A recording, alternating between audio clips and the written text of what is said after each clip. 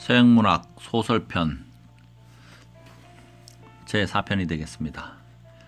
첫 번째 작품 적과 흙, 스탕탈 작품입니다. 공판이 속개되었다. 재판장이 사건의 개요를 말하고 있을 때 밤 12시를 알리는 종소리가 울렸다. 재판장은 말을 중단하지 않을 수 없었다. 일동 불안에 쌓인 정적 속에서 큰 시계의 종소리가 법정 안에 울려 퍼졌다. 나의 최후의 날이 된 것이다 라고 줄리앙은 생각했다. 이윽고 어떤 의무감이 치솟아 그의 온몸은 불타는 듯이 느껴졌다. 그때까지 그는 감동을 억누르며 결코 입을 열지 않겠다고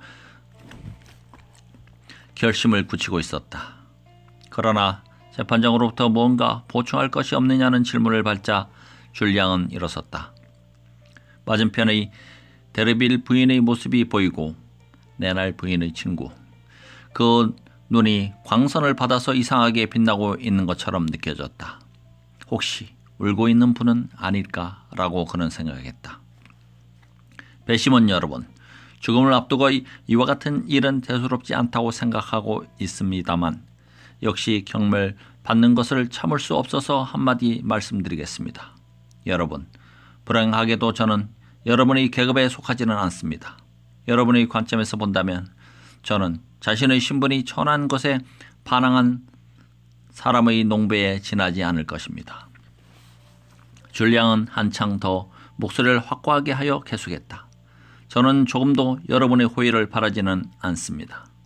착각 같은 건 조금도 갖고 있지 않습니다. 저는 죽지 않으면 안 되고 그것도 당연한 기결입니다. 온갖 존경과 숭배를 받기에 가장 어울리는 부인의 생명을 저는 해치려고 했습니다. 네날 부인은 저에게 어머니와 같은 분이었습니다. 저의 범행은 잔인했고 더구나 계획적이었습니다. 배심원 여러분, 따라서 저는 사형에 처해져야 마땅합니다. 그러나 저희 죄가 더 가벼운 것이라 해도 저희의 소년 시절이 얼마나 동정할 만한 했는가는 전혀 참작하지 않고 저를 처벌하려는 사람들이 있다는 것을 저는 알고 있습니다. 그럼으로써 그들은 하층 계급에서 태어나 소위 빈곤이라는 것에 압박받으면서도 다행히 훌륭한 교육을 받게 되어 대담하게도 부자들이 오만하게 사교계라고 부르는 세계에 들어가려고 하는 청년들의 의욕을 영원히 꺾어버리는 것입니다. 여러분, 이것이 저희 죄입니다. 그리고 이 죄는 지금 이렇게 저와 같은 계급이 아닌 분들에 의해 재판을 받고 있으므로 더욱 엄하게 처벌받을 것이 틀림없습니다. 배심원 서거를 둘러본 바로는 유복한 농민으로 보이는 분은 한 분도 보이지 않고 모두가 붕괴한 유산 계급뿐이군요. 20분에 걸쳐 줄리앙은 이런 오조로 계속 이야기했다. 그는 이 자리에서 마음에 은거리 잊었던 것을 남김없이 털어놓았다. 귀족계급의 은혜와 후원을 얻으려고 필사적했던 사석 검사는 자석에서 뛰어오를 듯한 기세였다. 그러나 줄리앙의 다소 추상적인 변론에도 불구하고 여자들은 흐느끼고 있었다. 진술을 끝내기에 앞서 줄리앙은 다시 한번 범행이 계획적이었다는 것, 그것을 후회하고 있다는 것, 그리고 이전에 행복했던 시절에는 네날 부인을 존경하고 어머니와 같은 깊은 애정을 느끼고 있었다는 사실 등을 말했다. 데르빌 부인은 외마디 소리를 지르며 실신해 버렸다.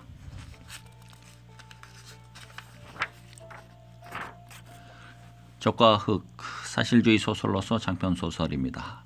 사실적 고발적이고 하층 계급 출신인 줄리앙의 성공과 좌절을 그린 작품입니다.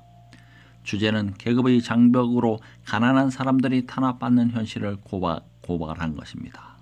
적과 흙, 1830년 작품입니다. 작자는 스탕달로서 1783년에 태어나 1842년까지 살았습니다. 프랑스의 소설가이고 본명은 마리 앙리 벨. 현대의 진실은 소설에서 밖에 표현할 수 없다는 생각에 극작가를 단념한 그는 발자크와 함께 19세기 프랑스 소설가의 2대 거장으로 평가되었습니다. 대표작으로는 단편 바니나 바니니, 장편 파르브의 수도원 등이 있습니다. 적과 흑은 계층의 장벽을 뛰어넘으려는 노력을 나타냈고 신학교에서 성직자의 꿈을 꾸고 상위 계층의 사교계에 참석해서 후자기 딸과 결혼하려고 했습니다. 그러나 좌절되고 죽음을 통해 불합리한 사회 제도를 고발한 작품입니다. 적과 흑은 19세기 프랑스 사회의 모습을 사실적으로 반영하고 있는 작품으로 스탕달이 법정신문에 게재된 한 사건에서 취재하여 소설화한 것입니다. 그 시절에 귀족 계급이 아닌 사람이 출세하는 길은 군인이 되거나 성직자가 되는 것뿐이었습니다. 제목의 적과 흑은 이러한 시대상을 반영하는 색으로 군인의 견장 색깔인 빨강과 사제의 옷 색깔인 검정과 통한다. 여기에 수록된 부분이 제2부 41장 공판에 해당되는 것입니다. 작품의 줄거리를 볼 것 같으면 가난한 목재상의 아들인 줄리앙 소엘은 네날 씨의 집의 가정교사로 들어갑니다. 그는 처음에는 특권 계급에 대한 증오심으로 네날 부인을 유혹하지만 그녀의 순수한 열정에 그녀와 사랑에 빠지게 됩니다. 그러나 네날 부인과의 소문 때문에 그 집에서 나와 부장송 신학교로 들어갑니다. 신학교 교장의 추천으로 파리 대기종 나몰 후작의 비서가 된 그는 후작의 딸 마틸드의 관심을 끌게 되어 그녀와 결혼하기로 합니다. 그런데 네날 부인이 줄리앙의 과거를 밝히는 편지를 보냄으로써 그의 꿈은 물거품이 되고 그는 네날 부인을 총으로 쏩니다. 감옥에서 자신의 삶을 뒤돌아보게 된 줄리앙은 법정에서 자신의 사형을 인정하고 죽음으로 가난한 사람들이 탄압받는 사회를 고발하고 있습니다.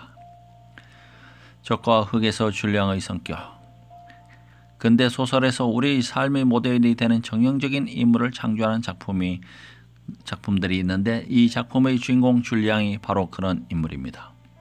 신분제도의 불합리한 제도를 끝까지 반항하는 인물로 전형화된 줄리앙은 재심원에서 자신의 죄를 인정하면서 재판의 불공정성과 상류계층의 허위의식을 직설적으로 비판하고 있는데 이러한 모습에서 그의 성격이 드러납니다. 근대 사회로 바뀌면서 계급이라는 것이 없어진 듯하지만 그것은 아직 요원한 것임을 작가는 줄리앙의 모습과 사형 제도를 통해 알 수 있도록 하고 있습니다. 적과 흑의 현대적 의의는 스탕달이 문제 삼았던 사회적 부정의와 불평등은 아직도 충분한 의미를 지니고 있습니다. 그는 그의 시대에 인정받지 못하고 이해받지 못해 시대의 서자로 죽었거나 20세기에 와서 모든 영광을 되찾은 작가입니다. 후세에게만 신뢰를 표명했던 이 작가는 자기 시대를 폭넓게 앞지르면서 현대세계의 날카로운 문제점들을 제기했고 그렇게 함으로써 그의 작품을 대단히 현대적인 거로 만들었습니다. 스탕달은 현대적인 작가일 뿐만 아니라 보편적인 작가이기도 합니다. 인간 영혼에 관한 탁월한 비전을 지녔던 이 작가는 인간성의 기본적이고 영속적인 모든 문제들을 부각시킵니다. 전체 사회의 계급으로 분화라는 현상이 지속되는 한 사회 계급 문제에 관한 그의 선험적 또는 경험적 추론은 의미를 상실하지 않을 것입니다.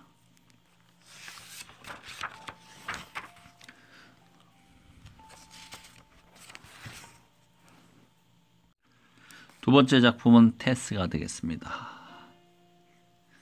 작자는 토마스 하디입니다. 내용을 보시겠습니다.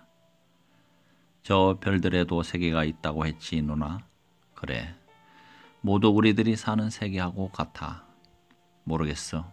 그렇지만 그럴 거야. 그것들은 어떤 땐 우리 집 사과나무에 열린 사과처럼 보이기도 해. 대개는 참 좋고 싱싱한데 벌레 먹은 것도 몇 있어. 우리가 살고 있는 데는 어느 쪽이야? 좋고 성한 거야? 벌레 먹은 거야? 벌레 먹은 거지. 싱싱한 게 그렇게 많다는데 우리는 참 운수도 나쁘게 그런 걸 못 잡았지. 그래? 정말 그렇게 생겼어 누나? 좀처럼 들어보지 못한 이 이야기를 되씹어 생각해 보더니 에이브럼햄은 감개무량하여 누이 쪽을 보며 말했다. 우리가 만약 싱싱한 걸 잡았더라면 어떻게 되었을까? 글쎄, 아버지는 지금같이 기침을 쿨럭쿨럭 하면서 다니시지 않을 거고 술을 곤드레 만드레 시하셔서 오늘같이 장에 못 가신다는 일도 없을 테고 어머니는 늘 빨래통에 매달려 끝장을 못 보시는 일이 없을 테고 그리고 누나도 벌써 부잣집 기부인으로 태어나서 지금처럼 신사 양반한테 시집가야만 부자가 된다는 것도 없고 예, 그 얘기는 또다시 입 밖에 내지 마라. 혼자 생각에 잠기게 된 에이브러햄은 얼마 안 있어 점점 졸음이 왔다. 테스는 말을 썩 잘하지 못했다.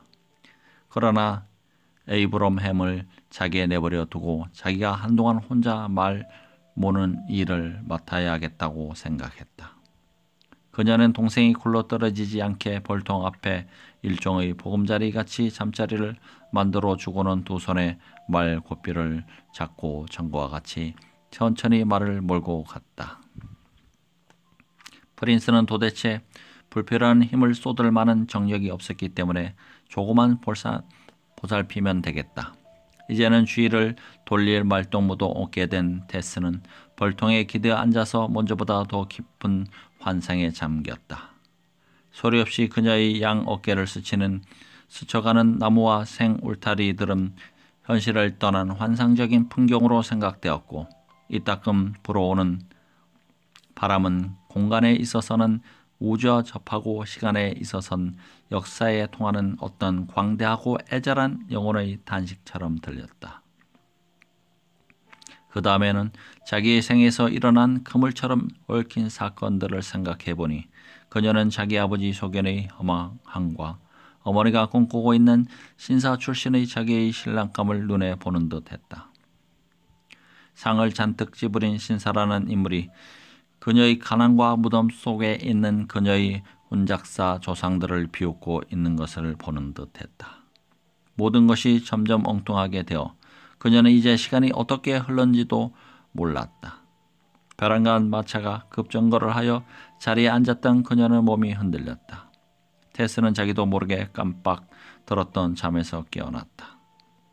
깜짝 놀라 뛰어내려간 테스는 비로소 끔찍한 사실을 발견했다. 신음소리는 아버지의 가엾은 말 프린스가 내는 것이었다. 두 번째 뒷바퀴 달린 아침의 우편 마차가 여느 때나 마찬가지처럼 화살처럼 소리 없이 길을 달려오다가 테스가 모는 느리고 불도 없는 마차와 충돌했다.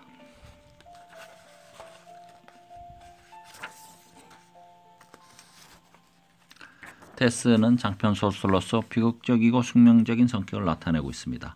시간의 흐름에 따른 순차적 구성으로 되어 있고 전지적 작가 시점입니다. 1891년에 테스는 출전됐습니다. 주제는 인생의 숙명적 부조리입니다. 작자 토마스 하디는 1840년에서 1928년까지 살았습니다. 영국의 소설가, 시인이며 인간의 의지와 우주를 지배하는 운명과의 갈등을 주제로 한 비극적 소설을 썼습니다. 대표작으로는 광란의 무리를 멀리 피하여, 귀향, 테스, 제왕들, 별의별은 사나이, 숲속의 사람 등이 있는데 특히 테스와 브루나 주드는 도덕성의 문제로 인해 일부 독자들과 비평가들로부터 격렬하게 비난을 받기도 했습니다.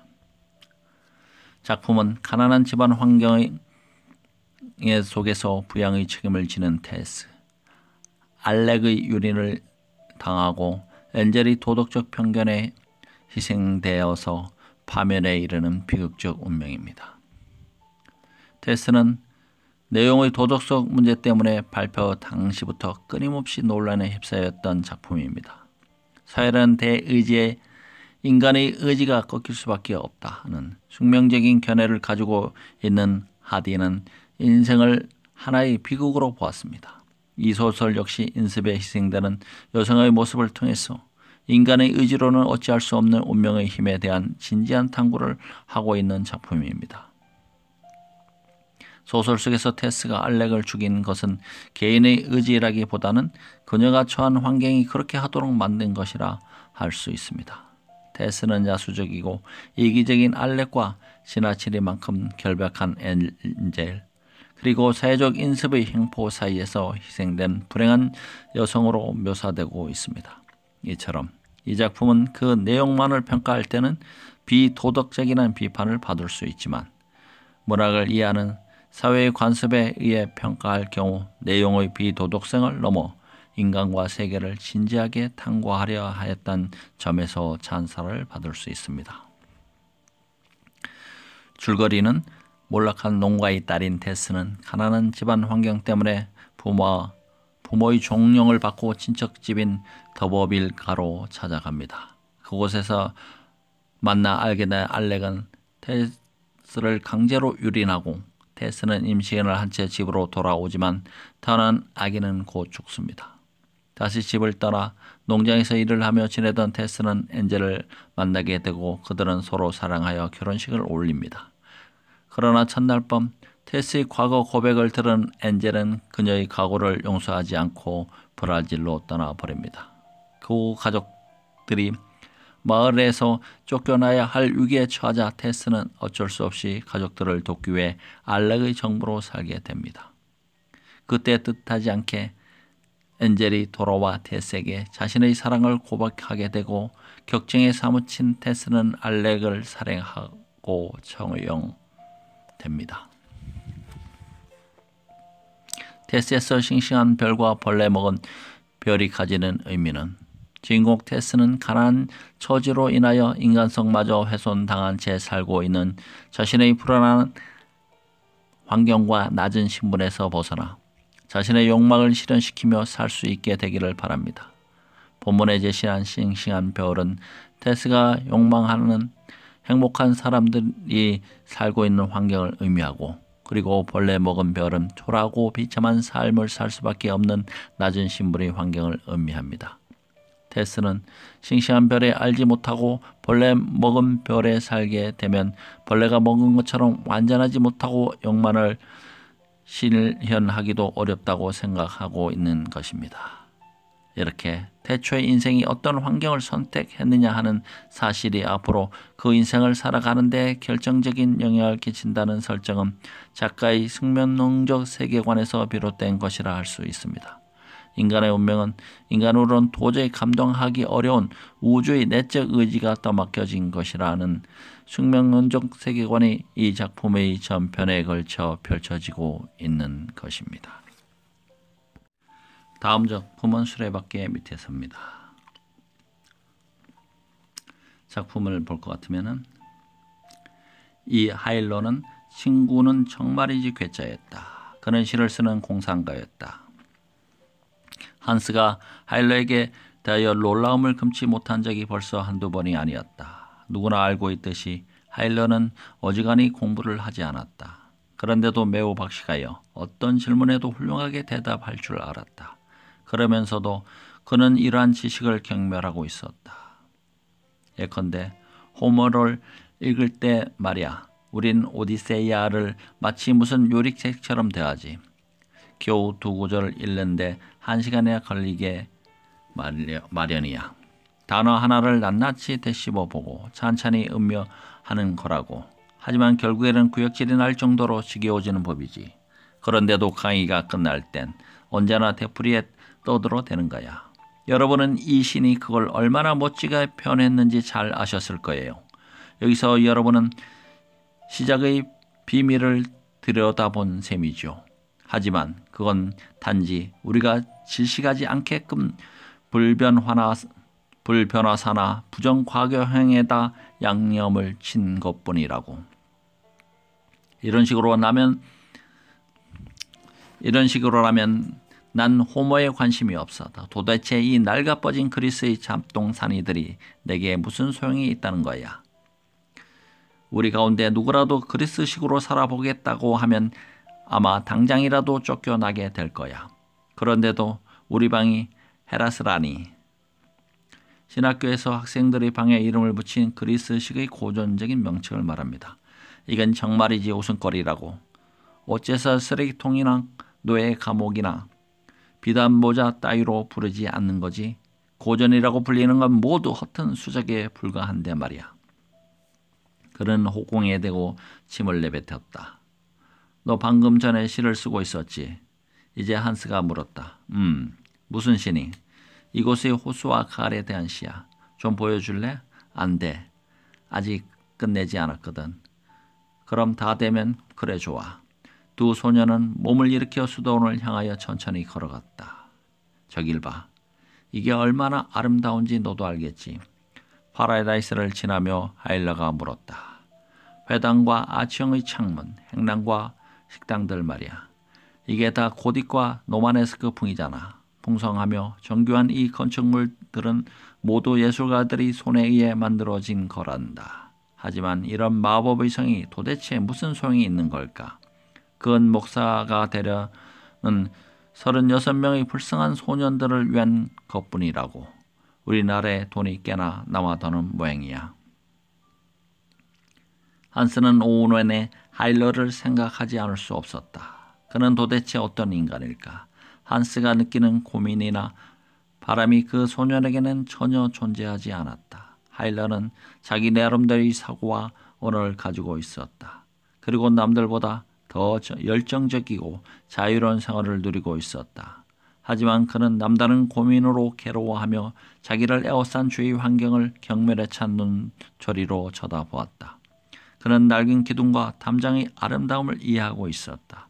또한 자신의 영혼을 시구에 반영하고 환상에서 자기만의 허구적인 삶을 만들어내는 기이한 비법을 터득하고 있었다. 그는 감정이 풍부할 뿐만 아니라 남에게 구속받기를 꺼렸다. 수레바퀴 밑에서 장편 소설이고 성장 소설입니다. 자전적이고 철학적인 성격을 지녔고 시간 순서에 따라 총 7장으로 구성되어 있으며 전지적 작가 시점입니다. 수레바퀴 밑에서는 1906년 작품입니다. 주제는 청소년기 소년의 내면적 갈등과 방황을 그린 작품입니다. 작자는 헤세, 1877년에서 1962년, 독일의 소설가고 시인이며 인간의 본질적인 정신을 찾기 위해서 문명의 기존 양식들을 벗어난 인간을 다루었습니다. 1946년 노벨 문학상을 수상했고 대표작으로는 데미안, 황야의 늑대, 유리알, 유이 등이 있습니다. 수레바퀴 밑에서 작품은 신학교 진학을 위한 교육, 아버지, 목사, 교장, 명예, 출세, 억압적인 신학교 생활, 신학교 교장, 하일러, 인내, 규율, 자유, 낭만, 열정적인 사랑의 체험, 엠마, 사랑, 열정, 생활의 관습의 부적용, 아우구스트, 노동, 현실.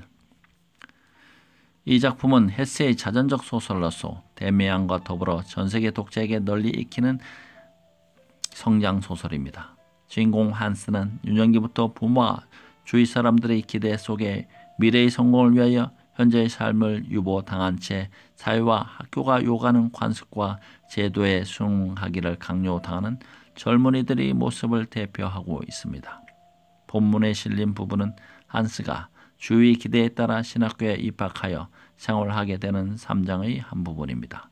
제도와 간섭을 따르는 것이 성공의 지름길이라고 믿는 어른들의 말씀에 순종하며 또래의 아이들과 격리되어 공부에 열중하던 한스는 하일러라는 친구를 만나게 되면서 우정과 자유, 낭만이라는 새로운 세계에 눈을 뜨게 됩니다. 모범적인 신학교 학생으로서 규율을 지키며 열심히 공부를 계속해야 한다는 강박관념과 자유와 낭만의 세계에 대한 호기심 사이에서 방황하는 한스는 지금까지 믿어왔던 가치관이 흔들리면서 신학교 생활에 적응하지 못하고 결국 고향으로 되돌아가게 됩니다.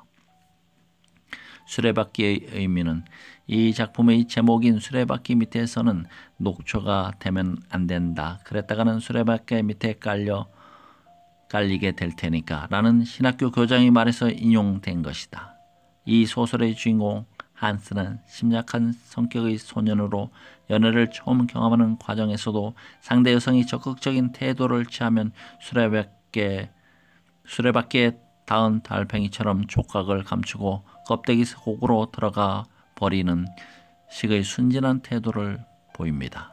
또한 한스는 학교를 뛰쳐나와 공장에서 일하면서 비참한 심정으로 자포자비가 되어 하루 종일 시계를 몰래 엿보면서 작은 톱니바퀴를 문질러 대는데 이 톱니바퀴는 또 하나의 수레바퀴라고 생각해도 좋을 것입니다. 이런 의미에서 수레바퀴는 한스 자신을 짓누르는 삶의 험난한 무게이자 동시에 끊임없이 돌고 돌면서 어디론가 굴러가는 인생길을 상징한다고 할 수 있습니다. 성장소설인 이 소설은 주인공이 그 시대의 문화적, 인간적 환경 속에서 유년 시절부터 청년 시절에 이른 사이에 자기를 발견하고 정신적으로 성장해 가는, 이를테면 자신의 내면적으로 형성해 나가는 과정을 묘사한 소설로 교양소설 또는 발전소설이라고 합니다. 내면적으로 파악되는 정신의 성장 과정을 통해 전인적이고 보편적인 가치를 부여하는 특징이 있습니다. 다음 작품은 데미안이 되겠습니다. 헤르만 헥세, 작가는 헤르만 헥세입니다. 수업 중에 그 쪽지가 우연히 내 손에 쥐어졌다. 나는 그 종이를 만지작 거리다가 아무 생각도 없이 그것을 펴보았더니 몇 마디 말이 그 속에 쓰여 있었다. 나는 그 종이에 시선을 던지는 순간 그 중에 한마디에 끌려 들어 깜짝 놀라면서 읽었다. 내 가슴은 냉기를 뒤집어 쓴 것처럼 운명 앞에서 오그라들었다. 새는 알에서 빠져나오려고 투쟁한다. 알은 세계다. 태어나는 자는 한 세계를 파괴해야만 한다. 여기서 파괴는 부정과 극복입니다. 새는 신에게로 날아간다. 그 신의 이름은 아프락사스. 나는 몇 번이고 그거를 읽고 깊은 생각에 잠겼다. 의심할 여지가 없었다. 그것은 데미안의 답장이었다. 그와 나를 제외하고는 아무도 새에 관해서 알고 있는 사람이 없었다. 그는 내 그림을 받은 것이다. 그는 나를 이해했고 나로 하여금 해석하도록 도와준 것이다. 그러나 이 모든 일이 어떻게 서로 관련되는 것일까? 그리고 무엇보다도 나를 괴롭힌 것은 아프락사스란 무엇일까? 나는 그런 말을 들은 일도 없었고 읽은 일도 없었다. 앞부분에 듣지 못한 설명을 프렌박스는 계속했다. 우리는 그 종족의 세계관과 고대 문화의 신비주의 결합을 합리적 견해의 입장에서 보듯이 그렇게 소박하게 보아서는 안 됩니다. 지금 우리가 말하는 의미로서의 학문이란 고대에는 도대체 없었던 것입니다. 그 대신 고도로 발달된 철학적 신비주의적 진리들이 있습니다. 그것으로부터 덜어는 마술과 유의가 생겨났고 그것은 종종 사기와 범죄로 연결되는 수도 있었던 것입니다. 내가 아까 예를 든 아프락사스 같은 것은 그 중의 하나입니다. 사람들은 그 이름을 그리스의 주문과 결부시키고 그것을 오늘날 매개 민족 간에 덜어 남아있는 것과 같은 일종의 마귀 이름으로 보고 있습니다. 그러나 내 생각으로는 아프락사스는 보다 의미 있는 무엇인 것 같습니다. 우리는 그 이름을 예를 들면 신적인 것과 악마적인 것을 결합시키는 상징적인 과제를 가진 어떤 신으로 생각할 수 있을 것입니다.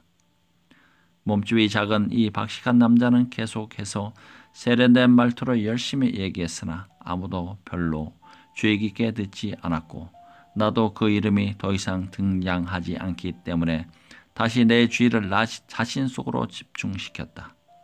신적인 것과 악마적인 것을 결합하는 것이라는 말이 내 속에 울렸다. 바로 이 점에 나는 생각을 결부시킬 수 있었다. 그것은 우리 우정이 마지막 시기에 데미안과의 대화에 의해서 나에게 친숙해진 사상이었다. 그 당시에 데미안은 우리는 우리가 숭배하고 있는 신을 가지고 있으나 그 신은 세계의 제멋대로 절단된 절반, 그것은 공적인 허용된 밝은 세계였다. 만을 나타내고 있다고 말하고 우리는 세계를 전체로서 숭배할 수 있어야 하므로 동시에 악마이기도 한 신을 갖거나 또는 신에 대한 숭배와 함께 악마에 대해서도 숭배해야 한다고 말했다. 그런데 바로 아프라사스가 신이면서 동시에 악마인 것이다. 데미안은 장편소설, 성장소설입니다. 성격은 자전적, 내면 분석적, 상징적이고 특징은 자전적 형식을 통해 인간의 내면을 탐구했습니다. 구성은 서장에서 제8장으로 구성되어 있고 1인称주인공 시점입니다. 배경은 1차 세계대전 전후의 독일을 배경으로 했습니다. 주제는 자기 발견을 통해 성숙한 인간으로서의 나아가는 과정을 그렸습니다. 작자는 헬세입니다. 헤르만 헬세죠. 알, 좁은 세계를 의미하고 밝은 세계는 선을 의미하고 대립은 내면적 갈등을 얘기하고 어두운 세계는 악을 의미하면서 부정을 극복하면서 아프라삭스라는 새로운 세계를 추구하는 것입니다. 이 소설은 1919년 초판이 익명으로 발표됐는데 에밀 싱클레어의 청년 시절 이야기라는 부제로 인해 처음에는 에밀 싱클레어의 작품으로 알려지기도 했다. 데미안이란 말은 데몬과 같은 뜻으로 악마에 홀린 것이라는 뜻에서 유래한다. 이 작품은 한 소년의 유년기에서부터 소년기를 거쳐 청년에 이르면서 자기를 발견하고 깨달음을 얻는 과정을 그린 일종의 성장 소설이다. 또한 세계대전 후 모든 것이 파괴되고 황폐해진 상태에서 작가는 외부 세계의 야만성과 무질서를 내면으로 받아들여 극복하려는 모습을 보여주고 있다. 줄거리는 좋은 집안의 출신인 싱클레어는 악의 세계에 속해 있는 크로마의 유혹으로 어둠의 세계에서 방황한다. 이때 같은 반으로 전학 온 사려 깊은 소년 데미안은 싱클레어가 크로마에게 벗어날 수 있도록 조언을 해준다. 상급 학교로 진학한 후 다시 타락한 생활에 빠지게 된 싱클레어는 데미안으로부터 편지를 받고 내면의 눈을 뜨게 된다. 그 후 싱클레어는 대학에서 다시 데미안과 만나게 되고 전쟁이 나자 데미안과 전선으로 나가게 된다. 전쟁터에서 부상당해 병원으로 후송된 싱클레어는 그곳에서 다시 데미안을 만난다. 데미안은 싱클레어에게 필요한 때가 오면 마음속에 귀를 기울이라고 말하고 죽는다. 데미안에서 새는 알을 깨고 나온다는 말의 의미는 알을 깨고 새로운 세상으로 나오는 것은 자신의 자아를 깨쳐나가는 과정에 비유될 수 있다. 더 넓은 세계로 향하기 위해서는 자신이 속한 알이란 좁은 세계를 탈피해야 한다. 그러기 위해서는 엄청난 노력이 필요하며 또한 그 과정에는 필연적으로 아픔과 고통이 수반된다. 그것을 모두 이겨내고 새로운 세계로 나오면서 자기 완성이 이루어지는 것이다. 데미안에 나타난 자기 실현의 문제. 데미안에 나타난 대립된 두 세계는 싱클레어의 의식 속에 있는 밝은 세계와 어두운 세계, 즉 성과 악이다. 그리하여 싱클레어는 자기 실현의 과정은 곧 성과 악의 대립 관계를 극복하는 과정을 의미하게 된다. 클로마와의 만남은 싱클레어에 있어서 자기 실현의 한 전제이며 따라서 혹은 죽음은 새로운 탄생, 즉 완전한 자기 자신에게 도달하기 위한 첫걸음으로 의미한다. 이런 의미에서 바우만은 클로마를 도덕적으로 문제가 있는데 아직 싱클레어가 의식하지 못한 속성들에 대한 일반적인 상징이라고 해석의 차원을 넓히고 있다. 감사합니다.